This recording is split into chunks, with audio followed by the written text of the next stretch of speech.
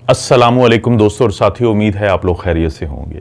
इस वीडियो में हम बात करेंगे उन 11 वार्निंग साइंस के बारे में, उन 11 अलामात के बारे में कि जिसके ऊपर अगर आप नज़र रखेंगे तो बहुत ज़्यादा चांसेस हैं कि आपको वक्त से पहले अंदाज़ा हो जाएगा कि आपको या आपके किसी प्यारे को कोई दिल का मसला तो नहीं हो रहा।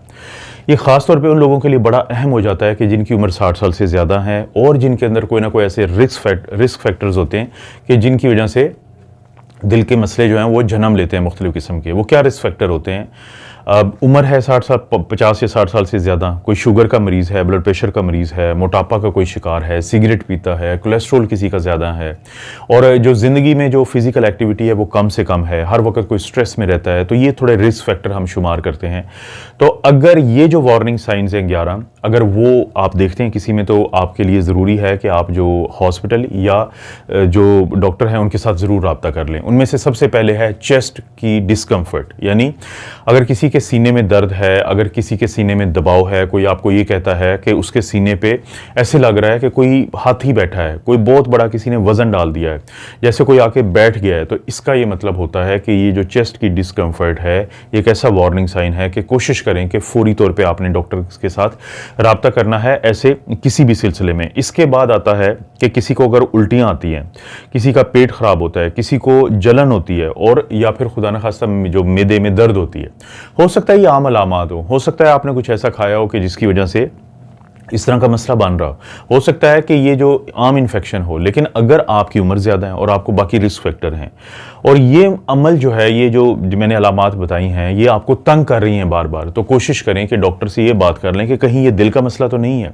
क्योंकि इस तरह की सूरत में हो सकता है आपकी ECG की जाए, लेकिन ज़रूरी नहीं कि वो ECG पे आ जाए। 25% जो लोग हैं उनके अंदर नॉर्मल ECG होती है, लेकिन अगर किसी में रिस्क फैक्टर होते हैं और इस तरह की जो ये अभी मैंने जो अलामात बताई हैं कि किसी को दिल की खराबी, दिल की सूरत में भी उल्टियाँ आ सकती हैं, मतली हो सकती है, जलन हो सकती है पेट के जो एरिया में, उसकी वजह क्या होती है कि जो दिल की नीचे की दीवारें होती हैं जिसको हम इन्फीरियर वॉल कहते हैं, तो उनकी जो अलामात होती हैं वो इसी तरह की होती हैं। क्योंकि दिल नीचे ही साथ डायाफ्राम होता है, वो एक झिल्ली होती है, जब वो इरिटेट होती है तो ये अलामात जन्म लेती हैं। तो दूसरा जो रिस्क फैक्टर है या वार्निंग साइन है वो ये है। इसके अलावा आता है कि अगर आप को अचानक ही चक्कर आ जाएं और आपको बिल्कुल ऐसे लगता हो कि आपका सर जो है वो घूम रहा है, तो वो लोग जिनको रिस्क फैक्टर होते हैं, तो उनको हम उनके बारे में कहते हैं कि हो सकता है कि इसका कोई ख़ास ताल्लुक ना हो सकता है कि आप उठे हों और आपका ब्लड प्रेशर थोड़ा देर के लिए ड्रॉप होता है तो आपको चक्कर आते हैं। लेकिन अगर आपको मुसलसल अपना सर घूमता हुआ महसूस होता है, आपको चक्कर महसूस होते हैं, आपको ऐसे लगता है कि आपका सर बिल्कुल हल्का हो गया है, तो इस चीज़ को, और ख़ास तौर पर अगर ख़वातीन में ऐसे होता है, तो अपने डॉक्टर के पास जाएं, अस्पताल में जाएं। हो सकता है कि ये खुदा न खास्ता इसका भी ताल्लुक यानी दिल से बनता हो। ये उन ख़वातीन में जो एटिपिकल सिम्टम्स आती हैं तो उनमें से ये एक होती है। अगरचे आम तौर पे जो दिल का दर्द होता है वो सीने में होता है, लोग अक्सर ये दबाव की शिकायत करते हैं, लेकिन बाज़ औक़ात अगर ये दर्द जो है ये हमारे जबड़े की तरफ चला जाए या हमारे गले की तरफ जो है ये जलन जाए, सीने में दर्द के साथ जो है वो बर्निंग हो हमारे गले के अंदर, तो उस सूरत में भी ये देखना पड़ता है कि अगर किसी को रिस्क फैक्टर हैं तो दिल के जो मामले को एक्सक्लूड करना पड़ता है, निकालना पड़ता है कि कहीं ऐसा इशू तो नहीं। और मैं आप दोस्तों को बार बार ये जिक्र करता हूँ कि ज़रूरी नहीं होता कि हर चीज़ ECG पे भी आ जाए। अगर किसी के रिस्क फैक्टर मौजूद हैं और उसको इस तरह का कोई प्रॉब्लम हो रहा है तो डॉक्टर आमतौर पे मैदे की कोई दवाई देके देखते हैं, आम दर्दों की दवाई देके देखते हैं, लेकिन अगर वो उससे मसला हल नहीं हो रहा है तो फिर वर्कअप किया जाता है दिल के लिए भी। बहुत सारे हमने केसेस ऐसे देखे हैं कि जिसके बाद बात अदालतों तक गई, क्योंकि फैमिलीज़ जो हैं वो ये बात करती हैं कि हम 2 या 3 दफ़ा हॉस्पिटल की इमरजेंसी में गए थे, हमारे मरीज़ को कुछ अलामात थी, लेकिन हमें कहा गया कि आप घर ले जाएँ, ये बिल्कुल ठीक है। ये ख़ास तौर पर ख़वातीन जिनकी, और वो मर्द हजरात भी जिनकी उम्र ज़्यादा होती है या उनको बहुत ज़्यादा रिस्क फैक्टर होते हैं, तो उनके अंदर फिर डॉक्टर को इंतहाई ज़्यादा शक की निगाह से देखना चाहिए मरीज़ को कि हो सकता है कि ये दिल से मुताल्लिक हो। इसके अलावा जो है एक ऐसा दर्द जो शुरू तो सीने से हो, लेकिन अगर वो लेफ़्ट साइड पे यानी जो लेफ़्ट बाजू है उसके अंदर चला जाए, तो ये भी एक वार्निंग साइन होता है कि हो सकता है ये दिल से मुताल्लिक हो। अक्सर ये होता है कि सीने में ये दर्द शुरू होगा और उसके बाद ही बाजुओं में जाएगा, लेकिन हमारे बहुत सारे पेशेंट्स हमारे पास आते हैं। पिछले दिनों एक पेशेंट है मेरे, तो उनको सिर्फ उनकी जो हाथों में दोनों तरफ बड़ा शदीद दर्द हुआ बगैर किसी वजह के, अचानक ही। तो वो क्योंकि दर्द की शिद्दत बहुत ज़्यादा थी, और जब दर्द की शिद्दत होती है तो दिल की वजह से तो इंसान घबराता भी है, इंसान को घबराहट भी होती है।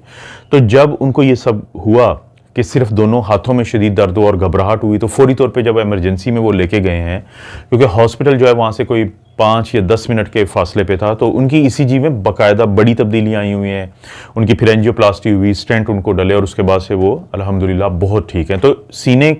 का दर्द जो है वो जब आपके बाजुओं में जाता है, ख़ास तौर पे लेफ़्ट बाजू में, तो बहुत ज़्यादा शक करना चाहिए कि दिल का हो सकता है। लेकिन अकेले बाजुओं में भी दर्द हो और अगर रिस्क फैक्टर भी हो, तो उस सूरत में भी हो सकता है कि ये खुदा न खास्ता ये दिल का दर्द हो सकता है। अब इसके अलावा एक और वार्निंग साइन है, वो ये है कि आप दिन में मुख्तलिफ काम करते हैं अपने घर के अंदर। बाज़ औक़ात लोग कोई सामान लेने जाते हैं मार्केट्स में, बाज़ औक़ात आप सीढ़ियाँ चढ़ते हैं। लेकिन अगर आपको ये लगे कि पिछले कुछ दिनों से, या जिस दिन की मैं बात कर रहा हूँ, कि अचानक आपको लगे कि वो काम जो रूटीन में आप बिल्कुल आराम से करते थे, लेकिन अब आप बहुत ज़्यादा अचानक उसमें आपको थकावट हो रही है और आपके लिए मुश्किल हो रहा है उस काम को करना, तो ये भी एक वार्निंग साइन होता है। ये भी एक टिपिकल सिम्टम है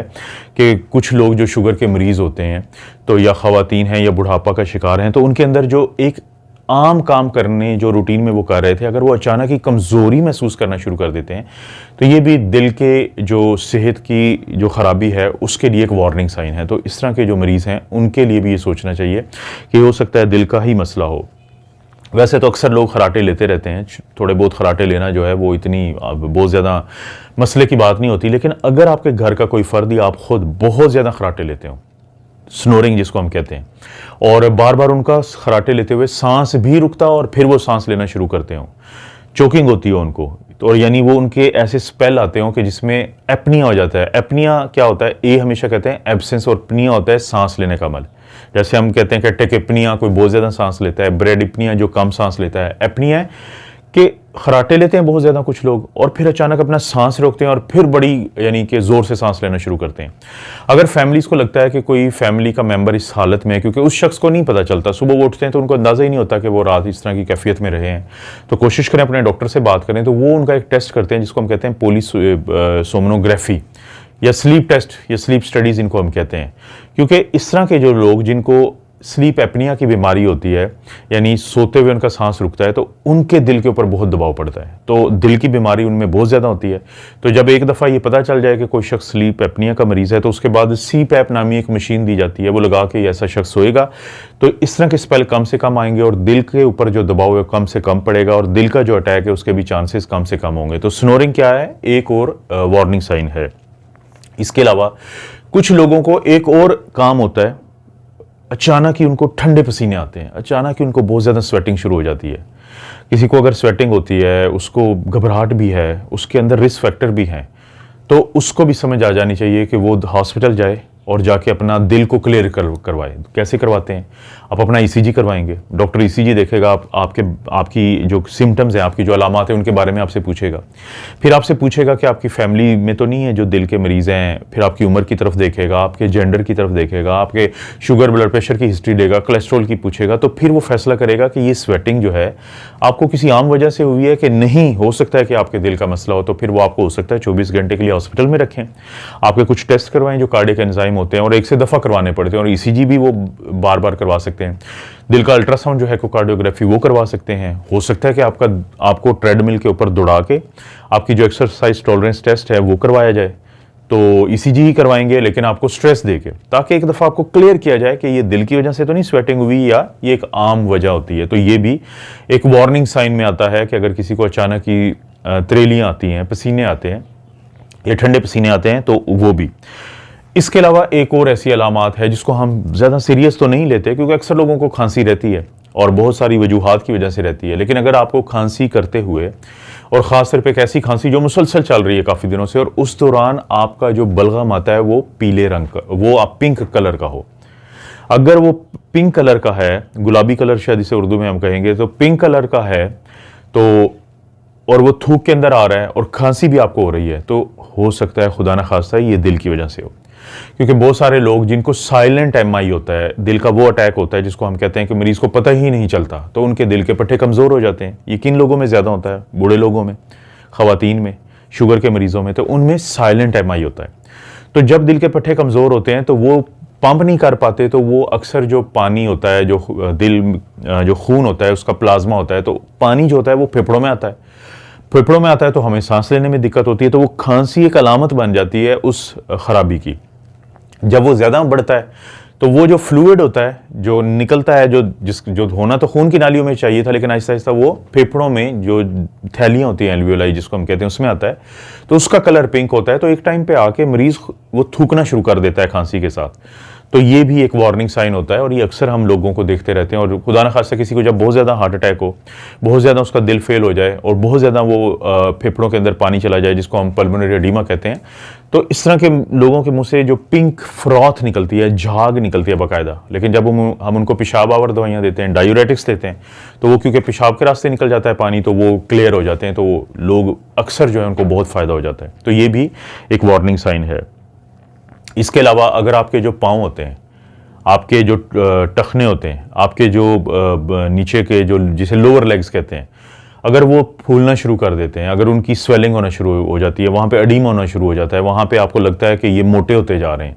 तो इसका ये मतलब होता है कि आपके हार्ट का इशू हो सकता है कि बन रहा हो। क्योंकि जब किसी के हार्ट का इशू बनता है, ख़ासतौर पे जो दाईं साइड का, जो राइट साइड का,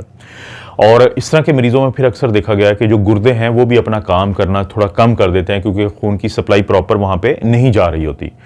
तो जब ये प्रॉब्लम बनता है तो गुर्दे प्रॉपर काम नहीं करते पानी निकालने के लिए, दिल जो है वो पंप नहीं कर पाता, और फिर ये जो पानी है ये खून की नालियों से बाहर निकलना शुरू कर देता है। एक इंटरस्टिशियम होती है तो उसके अंदर आना शुरू कर देता है। तो फिर ये जो हमारे पाँव हैं या जो लोअर लेग्स हैं वो सूजना शुरू कर देते हैं। तो जो ये पाँव और नीचे का जो लोअर लेग्स हैं और जो हमारा एंकल जॉइंट्स हैं, तो उनका जो उनमें सो जाना जो है ख़ासतौर पे दोनों तरफ, ये भी एक वार्निंग साइन है दिल के मसले के लिए। और सबसे आखिर में बहुत दफ़ा होता है कि हमारे पास कुछ मरीज़ जो है वो तशरीफ़ लाते हैं और उनकी एक ही कंप्लेंट होती है, वो कहते हैं जी हमें अपने दिल की जो धड़कन है वो अचानक बेतरतीब महसूस हो रही है, इर्रेगुलर है। और वो फिर घरों में ये टेस्ट भी कर लेते हैं कि अपने हाथ से दूसरे हाथ से अपनी जो पल्स होती है, नब्ज़ होती है, उसको चेक करते हैं तो वो बेतरतीब होती है। अभी भी आप ये वीडियो देखते हुए इसको पॉज करें और अपनी पल्स को देखें तो वो तरतीब है, उसमें हर एक ख़ास टाइम के बाद आपकी पल्स आ रही है। लेकिन ये जब बेतरतीब हो जाती है और आपको महसूस भी होता है, हमें अभी महसूस नहीं हो रहा कि हमारा दिल धड़क रहा है, लेकिन उस सूरत में फिर आपको दिल की धड़कने की बाकायदा धमक आती है। यानी आपको जब आपको पता चलना शुरू हो जाए कि आपका दिल धड़क रहा है, तो इसको हम कहते हैं subjective awareness of the heart beat, और इसको हम कहते हैं पैल्पिटेशन। आम जुबान में पंजाबी में इसे दिल का पक्का लगना कहते हैं। तो जब किसी को इरेगुलर हार्ट बीट हो जाए तो ये भी एक वार्निंग साइन है दिल की सेहत के लिए। बाज़ का तो दिल का जो अटैक होता है उसकी ये पहली अलामत में से एक अलामत है, और बाज़ का खुद अलहदा से ये दिल के जो एक कंडक्शन सिस्टम होता है उसकी ख़राबी है। लेकिन इसके होने के नतीजे में भी आपने फौरी तौर पर हॉस्पिटल में रब्ता करना है। तो ये 10 से 11 ये वार्निंग साइंस थे कि जो खुदा न खास्ता आपको या किसी आपके प्यारे को हों तो आप इन पे नज़र रखें, और अगर उनको ख़ास तौर पर रिस्क फैक्टर हैं तो आप हॉस्पिटल जाएं, अपने डॉक्टर से रब्ता करें, और अगर डॉक्टर आपको क्लियर भी कर लेता है तो सेकंड ओपिनियन कहीं से ले लें। मैंने जैसे आपको बताया था कि अदालतों में जो यहाँ पे पाकिस्तान में अमीर लोग हैं वो तो केस कर देते हैं, गरीब तो बेचारा केस नहीं करता। तो उसमें यही देखा गया, मैंने खुद अपनी ज़िंदगी में कुछ ऐसे मरीज़ देखे हैं कि जो 2 से 3 दिन मुख्तलिफ क्लिनिक्स और अस्पतालों में जा रहे थे, उनकी एक ही अलामत थी, हमें यहाँ पर दर्द होता है और थोड़ा मतली आती है। उनको जो PPI हम कहते हैं, यानी ओमेप्राजोल वगैरह, प्रोटॉन पंप इनहिबिटर, जो मैदे की जो तेज़ाबियत की दवाइयाँ होती हैं वो मिल रही होती हैं। हम लोगों ने सिर्फ उनकी ECG करवाई तो हमें पता चला कि इनको तो दिल के नीचे की जो दीवार है, इंफीरियर वॉल है, उसका अटैक चल रहा है। इसी तरह से ख़वातीन, जो बूढ़ी ख़वातीन शुगर की मरीज़ ख़ास तौर पे, वो आई सिर्फ उल्टियों के साथ और घबराहट और तरीलियों के साथ। जब उनकी ECG करवाई तो पता चला कि दिल का बड़ा अटैक है उनको। तो ये बड़ा ज़रूरी है कि इन 11 वार्निंग साइंस को समझना, और अगर किसी आपके प्यारे में है तो आप कोशिश करें कि ज़रूर अस्पताल या डॉक्टर से रब्ता करें, और सेकंड ओपिनियन भी कोशिश किया करें कि ज़रूर ले लिया करें, उससे फ़ायदा होता है। तीसरी ओपिनियन ना लें क्योंकि उससे कन्फ्यूजन होती है। चैनल को सब्सक्राइब नहीं किया तो अभी कर लें, घंटी ये जो आवाज़ आई है इसका बेल दबाएँ,